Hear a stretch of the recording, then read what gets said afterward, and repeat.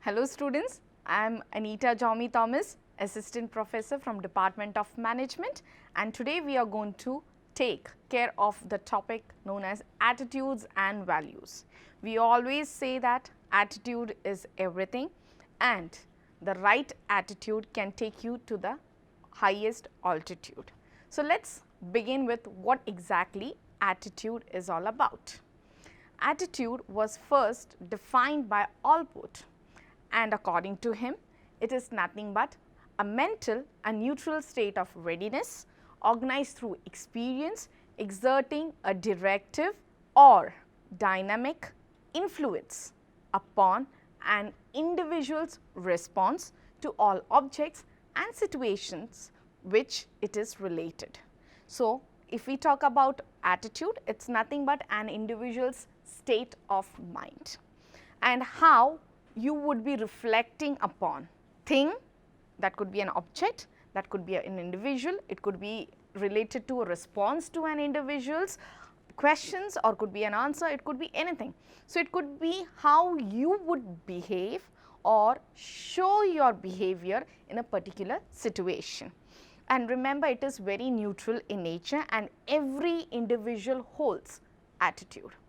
Attitude is complex in nature because it is a huge culmination of an individual's personality, opinions, belief, values, behaviors, motivations, etc. Now, if we take care of some element called as opinions, they are nothing but the expression of an individual's attitude, whereas belief is nothing but a cognitive component of attitude reflecting in the manner in which we perceive an object, whereas values are nothing but a determinant of an individual's attitude. Now, let us understand what are the basic features of attitude. The first and foremost feature is that it is nothing but a feeling or belief. It could be your feelings or beliefs of individuals or groups. Say for example, if I say I do not like his or her attitude, that is my feeling towards an individual. Okay?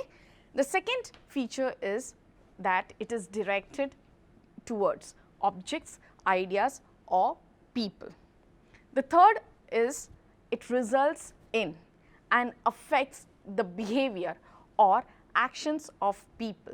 So, in short, it means it affects your intended behavior.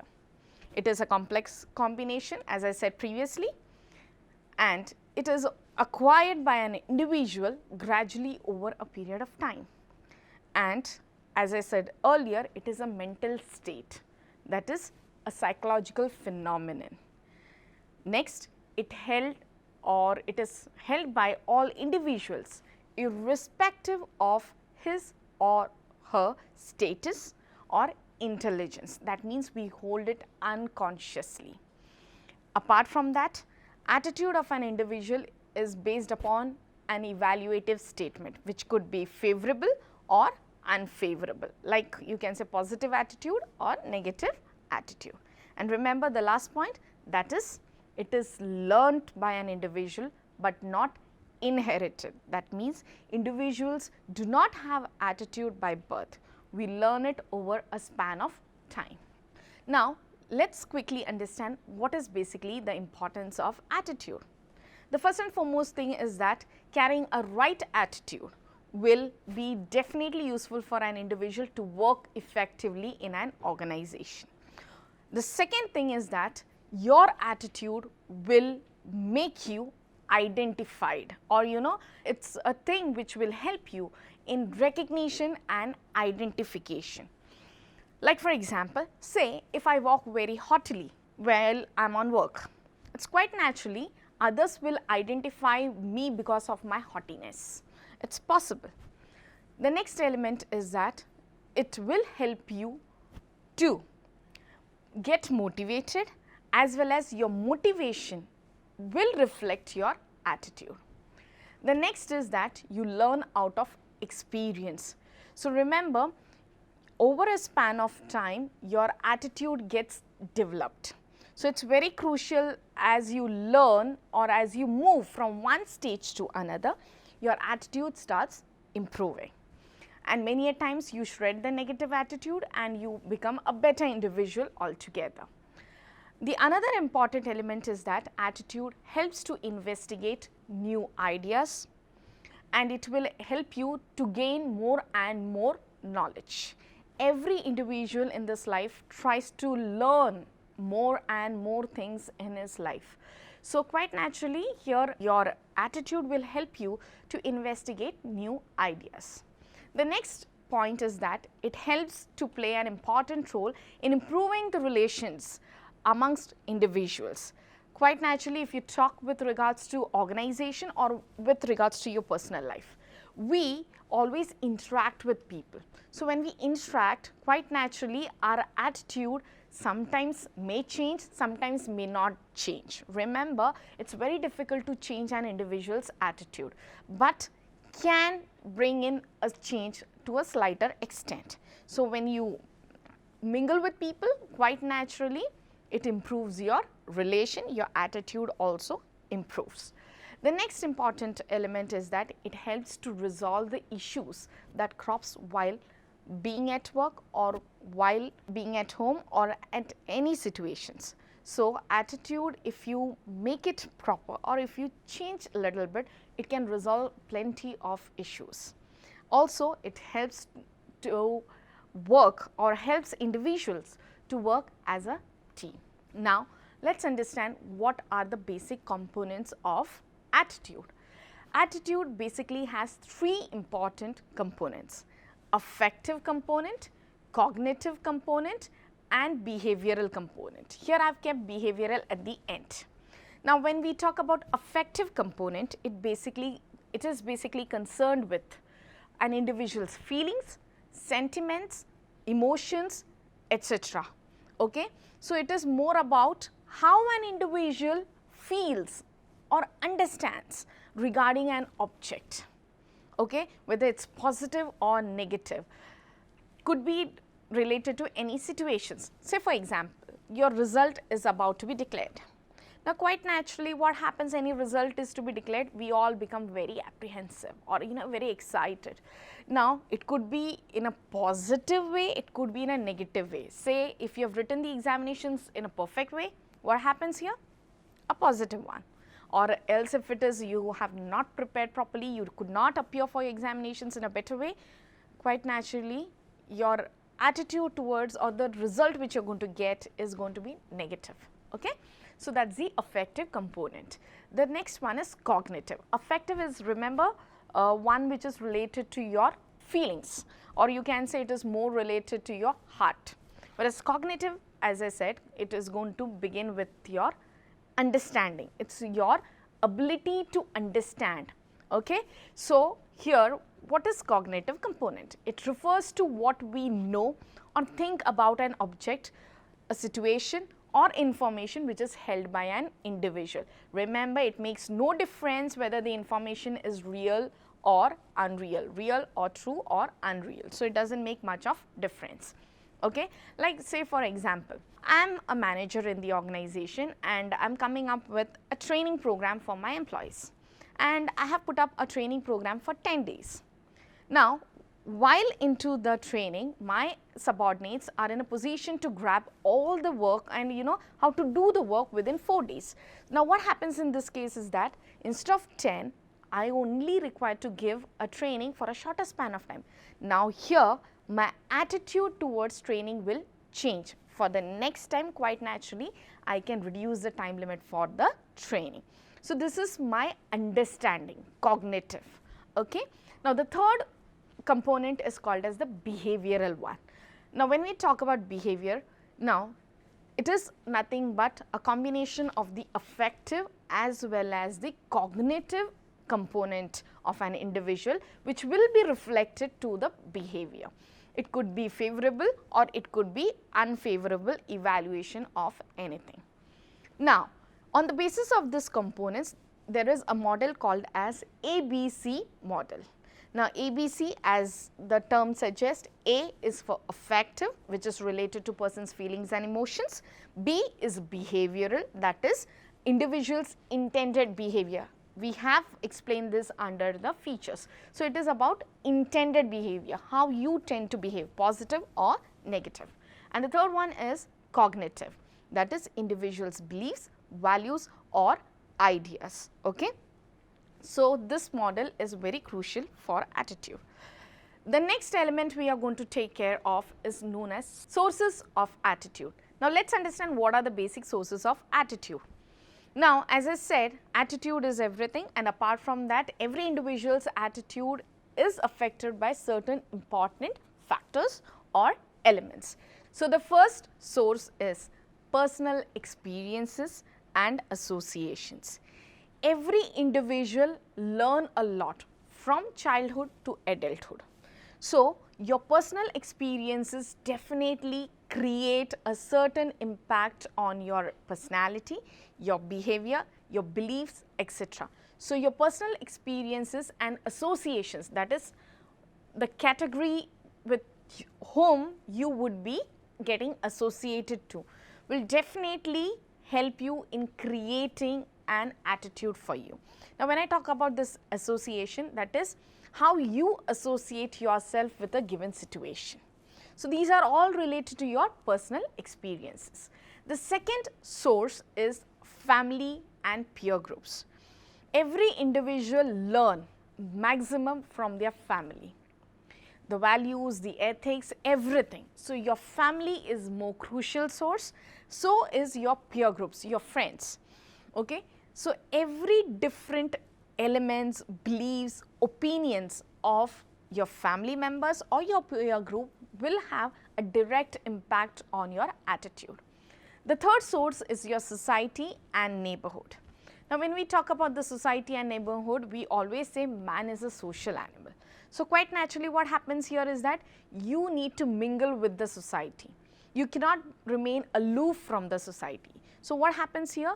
Your attitude gets built up on the basis of what your society is giving you and in which locality you would be residing. It is quite natural. Okay? The background is very much important for an individual, or we can say the background is very important to reflect an individual's attitude. The next is mass communications, the media of course. If you keep listening to particular thing continuously, quite natural your attitude towards that thing tends to be slightly different. Say for example, many of the cases which is coming up of recently, positive or negative, quite naturally you also start creating a perception about the situations, or you can say related to an object, it could be related to an individual, and you start thinking and adapting in a particular way. So, your entire attitude will change and reflect what you have been seeing and listening. So, your mass communication has a very good impact on your attitude. The other one is status and occupation. We although said earlier, irrespective of status or your intelligence level, you hold attitude, that is, it is in your subconscious mind. So, status and occupation to a certain extent also will show your attitude. Say for example, if you come in touch with an IAS officer or if you come in touch with a teacher. Now, when you compare both the people, an IAS officer will have a different level of attitude, whereas a teacher may have a very nominal or subtle kind of attitude.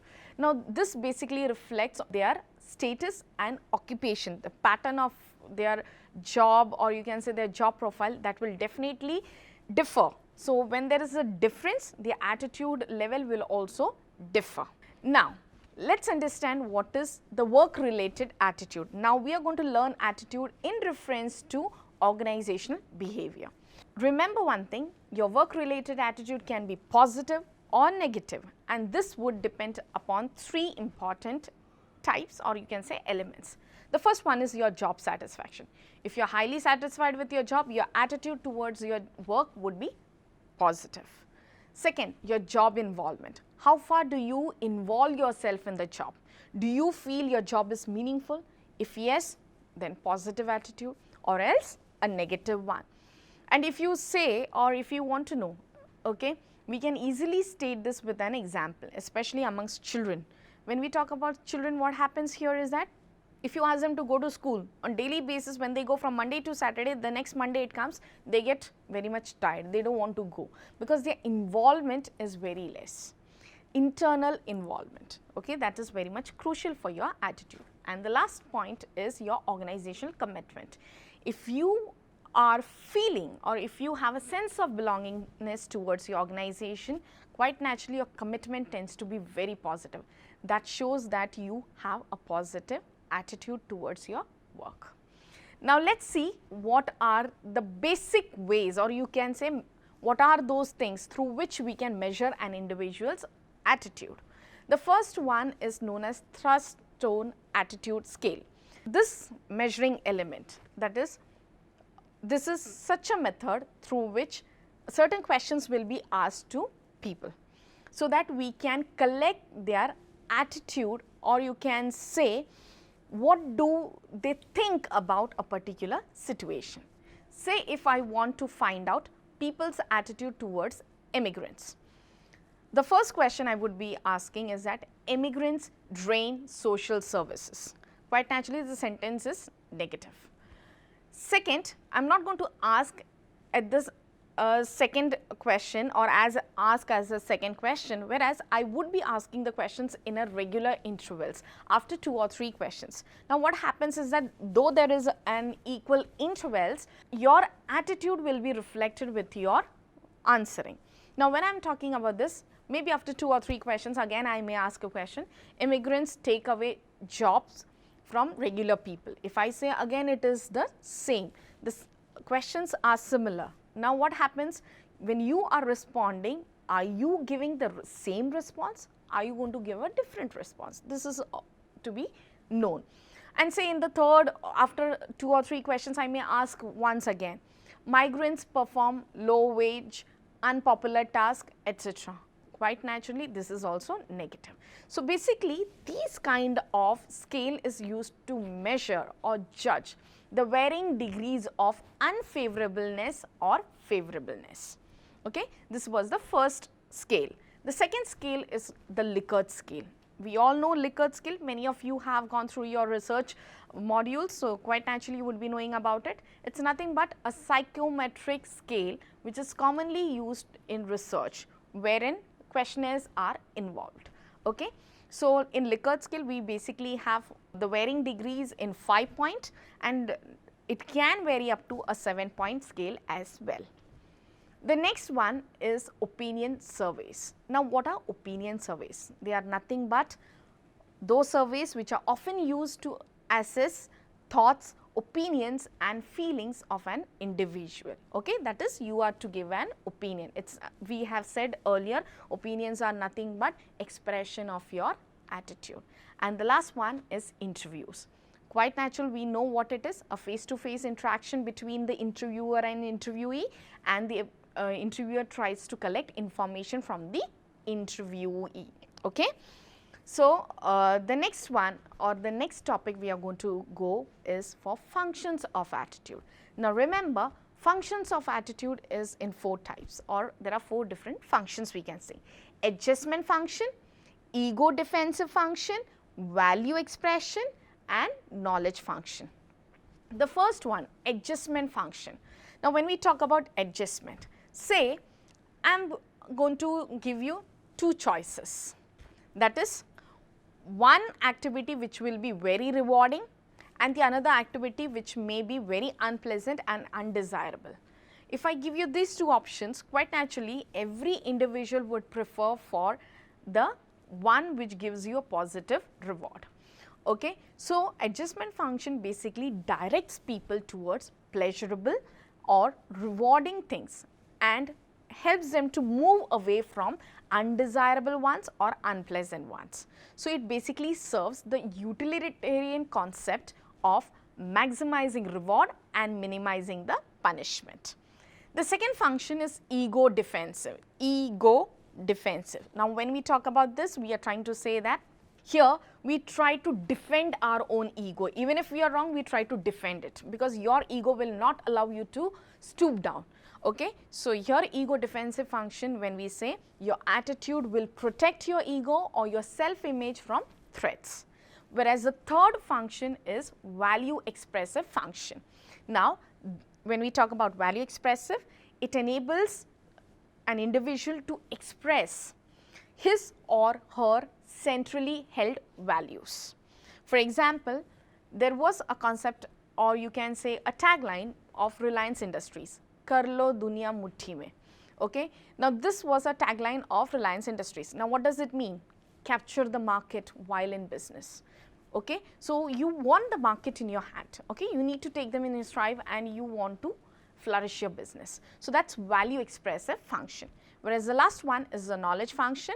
When we talk about knowledge, gain more and more information, create new ideas. Quite naturally, this will lead to or help you in creating or taking the right decisions.